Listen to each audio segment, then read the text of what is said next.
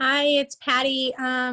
We're doing Wednesdays with Widget. I'm just getting logged on. We'll log people on as they join us. So feel free to ask me any questions you may have while we're waiting for people to hop on here.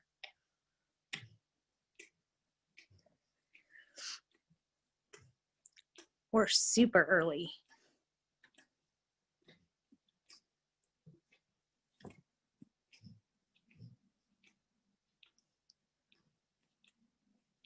Yes, we are. It's better than being late, right? I'm going to keep letting people on. Hello, it's Patty, Widget's Way. I'm early today, so if you have a question, feel free to ask me while we're waiting for others to get logged on. I'm fine with that. We got people joining us. And we are super early today.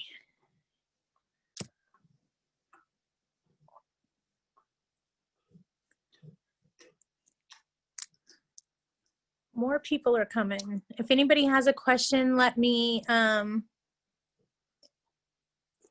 ahead and answer that for you. Sorry, I'll use my other finger because I see that it's blocking the camera when I go to let people in. I'm sorry.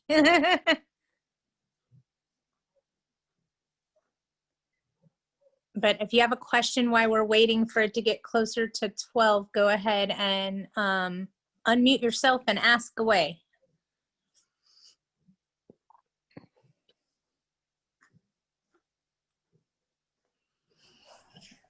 Happy Wednesday. Okay. So I got a story for you.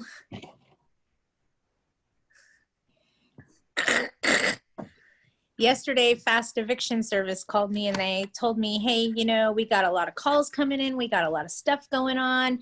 We're now open completely since the COVID shut down and all of our employees didn't come back. So if you can come help us, that would be great. Oh, wow. Oh, okay, no problem. So I went in yesterday. I worked for 5 hours. No big deal. First day. Decide that in 5 hours, I've had enough. It's 6 o'clock at night by this time. I'm going to go home.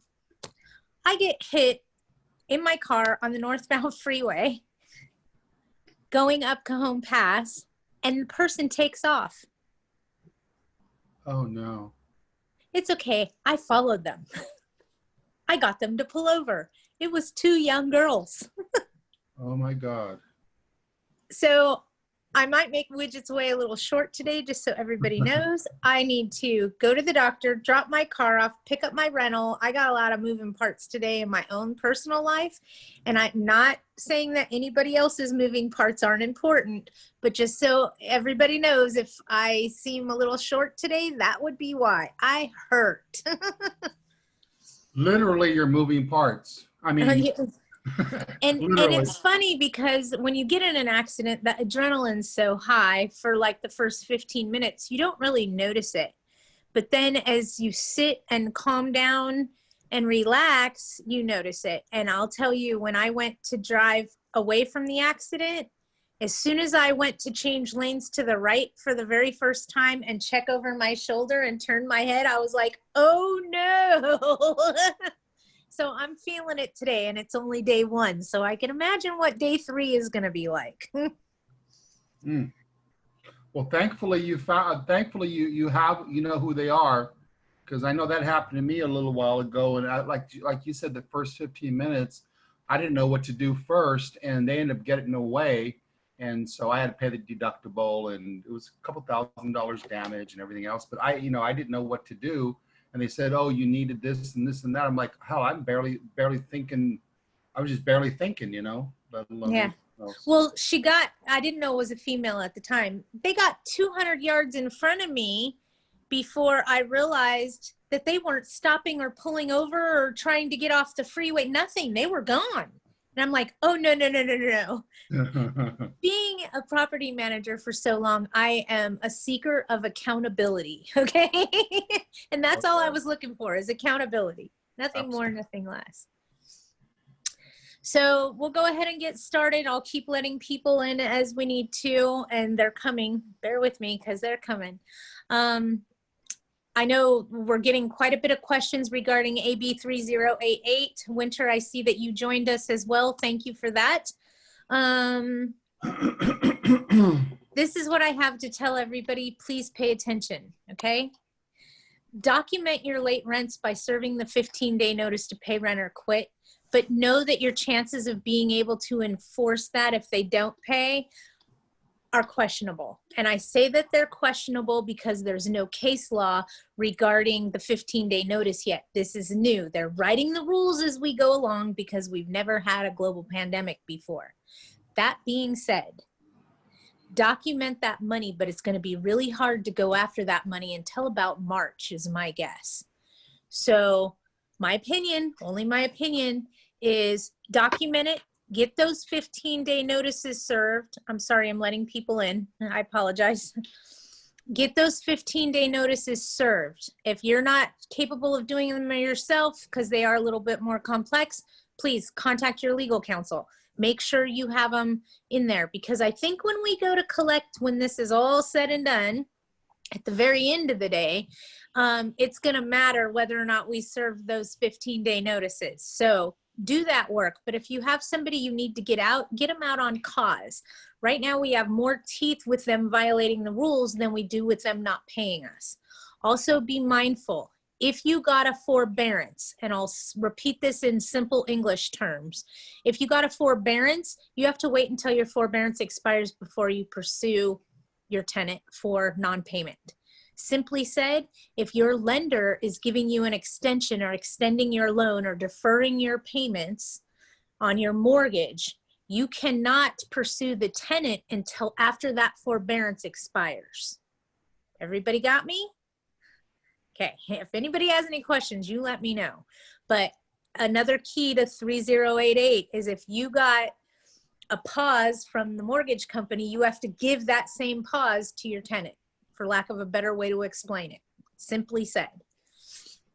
Does anybody have any questions today that need to be addressed? So again, I'll go backwards. Document your late rents by serving those 15-day notices. How enforceable they are to evict on them if they don't pay is questionable. So if they're violating the lease in other ways, unauthorized occupants, not maintaining the landscaping, failing to allow entry, those types of things, we can do a 3-day curable breach of covenant and then follow it with a 3-day quit if they still haven't corrected the violation, and pursue an eviction in that manner. I know it's always been non-payment of rent is the easiest way to get somebody out. Well, times have changed. 2020 has thrown us a loophole, and right now that is not the case. It is much simpler to get them out for cause than it is for non-payment, okay? But document your payment, make sure you're serving those notices, even if you're not doing anything else but serving them the notice and the declaration every single stinking month, at least through January until a new law comes. Please at least do that. For those of us that have money that was owed from March through the end of August, we also had to do that 15-day notice. And in the month of September, we had to disclose that Tenant Protection Act. If we failed to do that by the end of September, chances are we are not going to ever touch that money that's owed. It will most likely be forgiven, and we won't be able to sue in small claims. That's why we gave them those notices, is so we could sue in small claims come February, March of next year. Any questions? I just have a comment to make. There was something on the news the other day, and topical about what you're talking about in terms of the tenants and the landlords. And in this case, it was the city of LA, I believe it was. They were providing the rent for the tenant, but the landlord they were getting them on cause because they were saying that there was no smoking in the building, and so that would be cause. Correct, and they would not accept his rent. So therefore, he was going to have to move eventually. This was on the news. I forgot what news channel it was, but that was an interesting point because it was cause they had the money, but the landlord was not going to accept it. Yeah. They're smoking in his building. And let me take that to a whole different level for you, okay? Let's say it's a multifamily community, okay? Because you said the building, so we're not talking about a single family residence. If the tenant in Unit A continues to smoke a cigarette and the tenants in Tenant B are non-smokers and are very susceptible to cigarette smoke or marijuana smoke for that matter, could those other residents gang up and sue the landlord for not stopping the tenant in Unit A to stop smoking? Absolutely. It affects the right to quiet enjoyment for many people, not to mention the damages it causes in having to paint the carpeting, the AC, HVAC units need to be all cleared out. I mean, it's really difficult to get rid of that nicotine residue. And we have to be concerned not only with that and secondhand smoke of going through the rafters. We've all seen the commercials from the American Lung Association where somebody's smoking a cigarette and it's going through the AC vents into other units. But we also need to be extremely aware that there's something called third-hand smoke. So we have secondhand smoke and third-hand smoke. Third-hand smoke is the residue that gets left on the walls, the ceiling, in the attic crawl space, just wherever the nicotine adheres to, for lack of a better term, that can emit those carcinogens at any time over the next 20 years, they found out.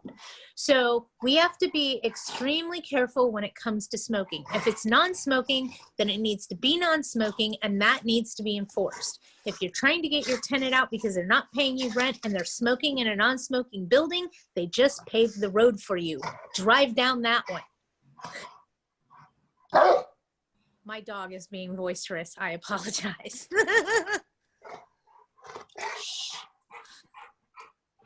Any questions? I really like the term paving the road because I'm going through a couple of situations right now, and that's just key, you know, just watch it, you know, and that's exactly what I'm doing.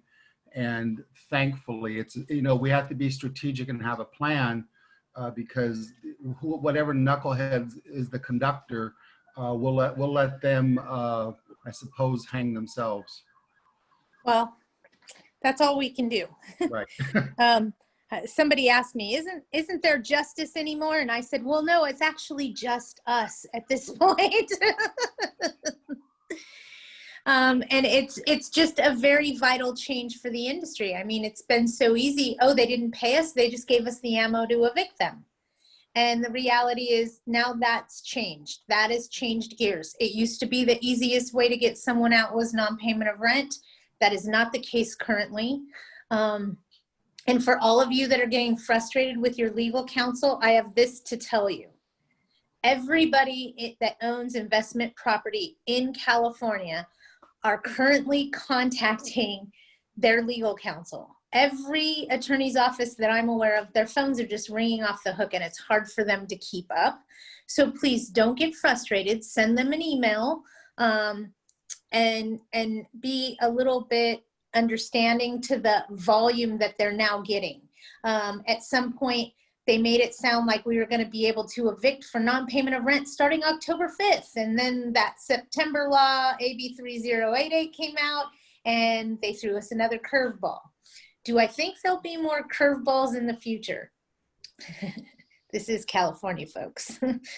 Here's my opinion, okay? And I want you to get in the mindset, if you would, of a tenant and not of a landlord, just so that you're preparing yourself.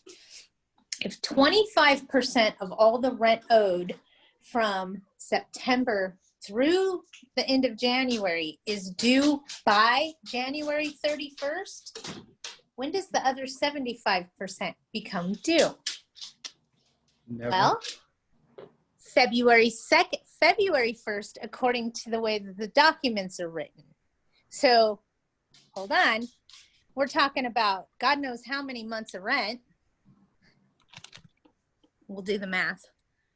March, April, May, June, July, August, September, October, November, December, January. We're talking about 11 months of rent, right? Give or take. Masamana. The tenants have to pay 25% of that by the very last day of the month in January of 2021. And then the balance becomes due in February. I have a feeling, based on how California law works, benefiting tenants and not landlords, that they will pass another law at some point making some kind of repayment plan for that 75%. And I'm just guessing here. I don't know. but it makes sense to me of how they want to help continue to protect tenants. And again, I'll repeat, if you got a forbearance or you got your lender on your mortgage to work with you or defer your payments, you have to wait until that deferment expires before you pursue the tenant. If you didn't know it, the tenant doesn't owe it, is kind of how that works. So that's something your legal counsel is going to start asking you is, did you have a forbearance on your mortgage? That's basically them extending the time on your loan or making an exception for payments because of COVID. That's called a forbearance, just so everybody understands that. If you got that forbearance, you're forced to give that forbearance to your tenant. You can't pursue legal action until after your forbearance expires. The Judicial Council put out a new page. This doesn't have anything to do with property managers, but just so you understand what your legal counsel is dealing with, is the Judicial Council put out a new cover sheet for all evictions coming through. It is 4 pages. You guys are going to have to review that and sign that before it can even go to the court to be signed. So they're adding more paperwork on your attorney's end.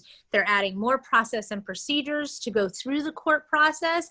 And you're going to have to sign documents regarding the forbearance and a couple of other issues before that case is even filed. So know that they're making that non-payment of rent more difficult to deal with going forward, at least until January 31st, when all of this is supposed to come to a head. I have a feeling that sometime between now and midnight on January 31st, something else will happen, okay? I'm not saying it indefinitely, but my crystal ball is kind of saying, hey, look at the way the state works. I mean, it's very pro-tenant.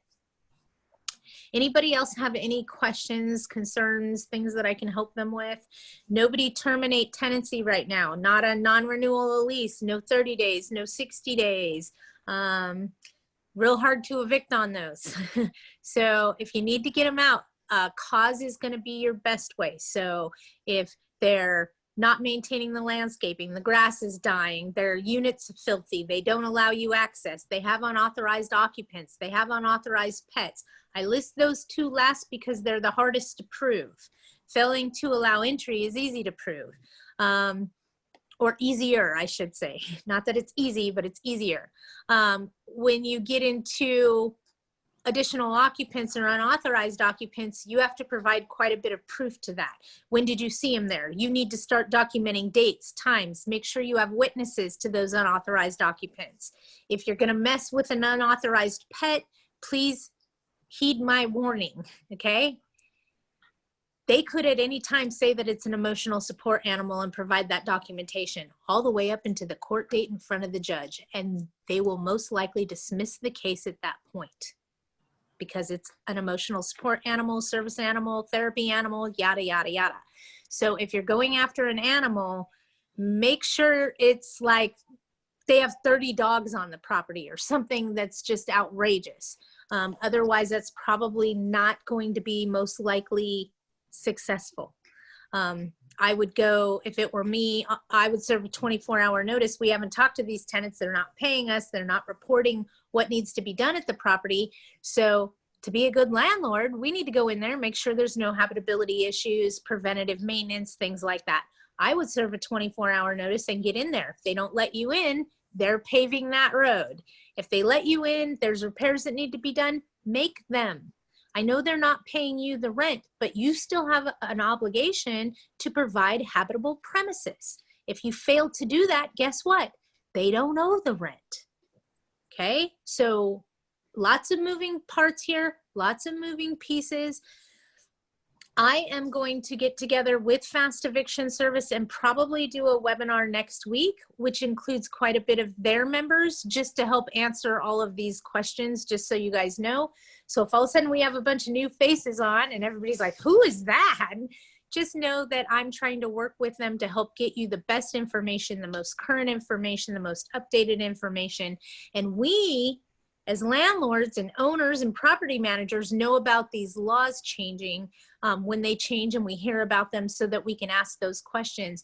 Please know that on the backside of things that we don't see or hear about, your legal counsel is being run through the ringer right now. It's not just us being run through the ringer. It's them too. They're now having to fill out that 4-page cover sheet to submit a case. So it's adding more time to their day. They're having to get your signature on it, which is another delay. You know, I'll email it to you, you sign it, send it back to me. I mean, we're going to see some delays with that type of thing. So be prepared for that. This isn't a quick, easy process at this point.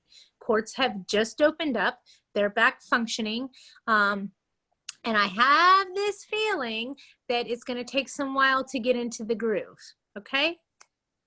So be patient with your legal counsel, whoever that may be. I beg you, they are getting their rear ends handed to them left, right, and sideways right now with the changes with the judicial council and trying to keep all of you happy at the same time and explain what I'm explaining to you very simply, but every time the phone rings. So I'll probably be working with them to do a webinar to provide the same information to a much broader audience, just so that you guys are aware.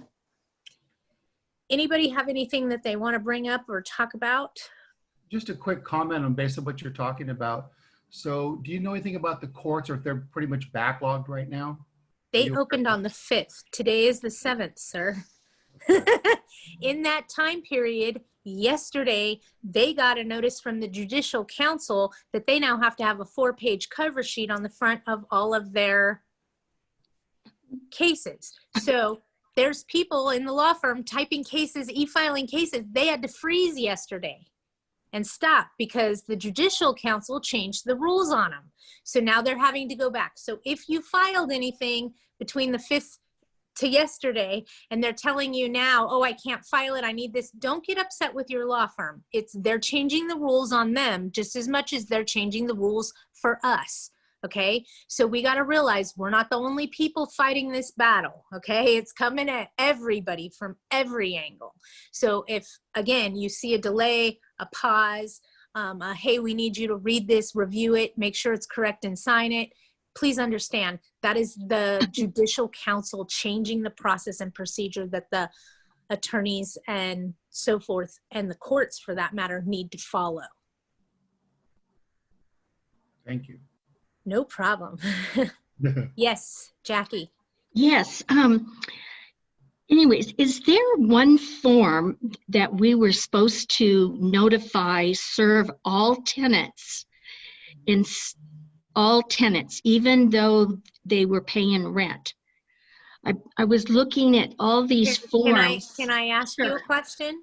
Yes. I'm going to ask you a few questions. Are you in the city of Los Angeles? Okay. Long Beach. Okay. If you are in the city of Los Angeles, they are requiring other notifications to be given to the tenants by certain dates. Okay. If you're not in the city of Los Angeles, and LA County does not count there. City is totally different. They have their own rules. They walk to the beat of their own drum, and it's bass backwards from everybody else, just so you know. As far as the state of California goes, and now I'm talking about Long Beach in general, if your tenant was delinquent from March to August, the end of August, the 31st, and they owe you money, you had to disclose to them the Tenant Protection Act by the 30th of September. Okay? Yes. If they weren't delinquent, you're not required to do that. Okay. Fair enough? Yes. What that does is it says in February, March of 2021, if you disclose to your tenant about the Tenant Protection Act, you can sue them in small claims for the money they owe you. You will never be able to evict them. If you failed to give them that information, you forgave that money.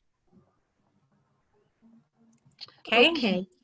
So if you didn't have anybody that was delinquent, quite frankly, dear, hit the easy button. It doesn't apply to you. Okay? Okay. I'm double checking. Hey, no problem. That's why I'm here. I'd rather have you guys double and triple check than me help walk you through a stupid mistake. Okay? Okay. I'd rather answer the question over and over again than deal with the problem. I can ask a second question that's non-COVID related. Oh, we have those these days? Okay. Okay, I'll try to make it short. I recently had I had a tenant for 7 years reside in a single family house duplex. She left her boyfriend 2 months ago because, quote, abuse. She came back on my property without notifying me or anything, and she slipped and fell on supposedly some crumbling cement of the driveway, putting out some trash. So this happened last Wednesday. I get a phone call from Jacoby and Myers yesterday.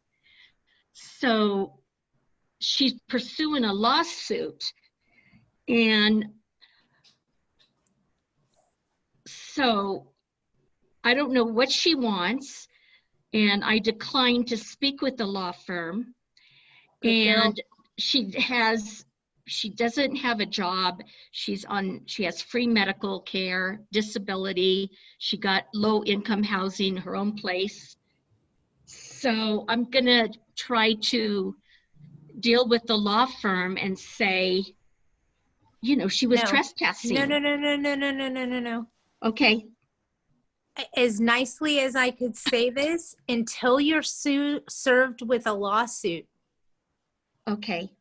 it's all hearsay. Are you Okay. with me? So when Yes. you get served that lawsuit, and don't be afraid to get served the lawsuit. Some people think they got to hide in their house because if they can't serve me, then I don't have to. Just accept it for what it is. It's going to happen sooner or later. Face it head on. Jump into the fire, as I like to say. As soon as you get that lawsuit in your hand, that's when you contact your homeowner's insurance. Okay. Let them handle it. Do not call that attorney's office, because you may be saying things like, well, she was trespassing. Well, you're now acknowledging she was on your property. See how that worked? Well, then I spoke with her ex-boyfriend today to ask what happened. Stop talking to her Okay. or anything about her about this Okay. incident, because it's all hearsay at this point. We don't even know if it was really Jacoby and Myers calling you or her sister trying to get money out of you. Fair enough? Right. Okay. Okay. Oh So- my God. But I'm just trying to put in your head the proper process and procedure for me is wait until you get served that lawsuit and then give that to your insurance company. If your insurance company denies representing you on the claim, which usually it just depends on your insurance company and the circumstances, then you can hire an attorney to talk to their attorney. In other words, as nicely as I could say this, they speak a language that will hang you if you don't know what you're saying. And I'll be honest with you, with all of my experience and my knowledge, I don't talk to them. Okay. Okay? So don't think that you got to swallow that one, okay? Your job is to sit and wait. Once you get the lawsuit, you send that to your insurance company. That's why you pay them every month. Okay. Okay? You can call your insurance company and forewarn them, hey, I got a phone call from a previous tenant that said she slipped and fell while she was trespassing on my property. I'm just letting you know, if I get served a lawsuit, I'll forward that to you. You could do that if you want to, but they're not going to do anything about it until there's an actual litigation going on. Does that make sense? Yes. Does that help you sleep a little better? I hope. Yes. Okay. Well, I won't talk to the boyfriend is still living there, and he said, well, she wanted me to take photos. This happened during the day. She was clumsy, and I told her to try to talk her out of doing this lawsuit. So it sounds like it was a planned situation. So okay. Hold on. Winter, I don't need you for anything. You can go. Thank you for checking with me. And then to get back to you, I wouldn't talk to the boyfriend about it anymore, but I would document when you talk to him, what time you talked to him, what day, where you were, and what was said while it's still fresh in your mind. Because they have up to 2 years to sue on a oral agreement and 4 years on a written contract. So I'm just speaking out loud. It could be 3 years and 8 months from now that you get served a lawsuit and you're like, I talked to him, but I don't remember what day that was, what time that was. So while it's fresh in your head, write down your accounting of what happened. Tell your story, but just write it down and then put it in the file so you know where it is. Okay. Later, if something comes about, they may question him. And if they question him and he repeats the same thing, he may mess up her whole case. Who knows? But for now, document what was said to you while it's fresh in your head and put it in his file. Okay. Okay. And please, I know you've probably been on edge since this has all come about. Sleep. That's why you have insurance, so you can sleep. Okay? Don't let the shenanigans that tenants try to pull cause unnecessary stress in your life. Nice. I've had many people call me and say that they were attorneys. That man was not an attorney. I know damn well he was an attorney because attorneys don't talk like that. Okay? They use language we don't understand.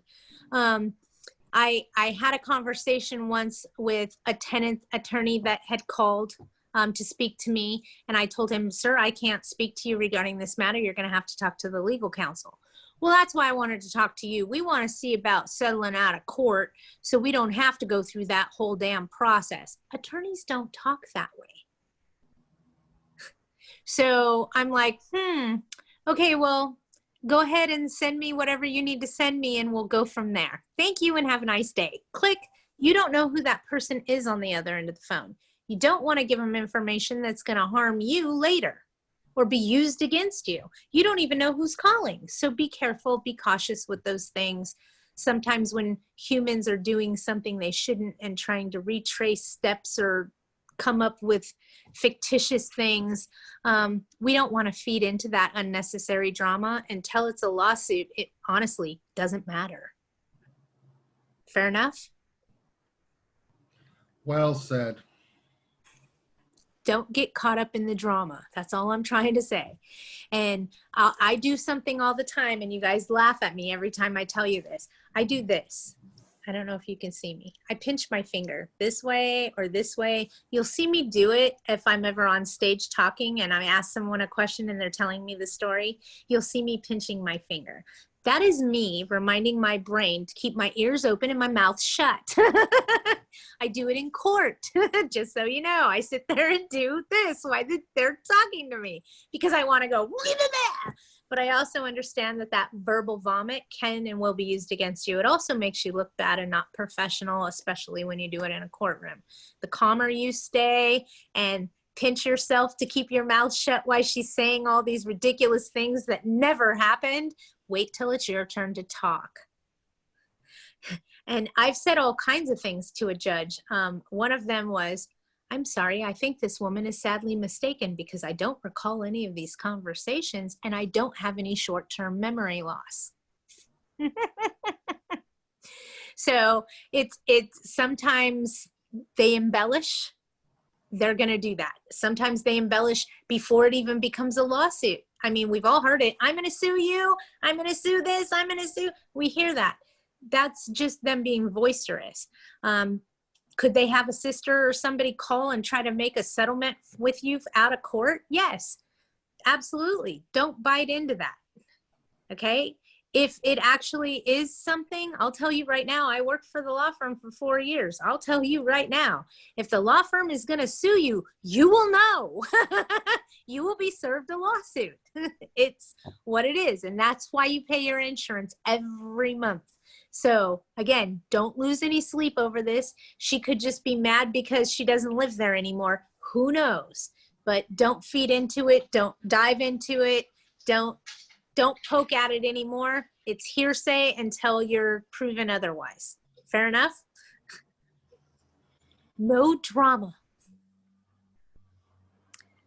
Okay, anybody else?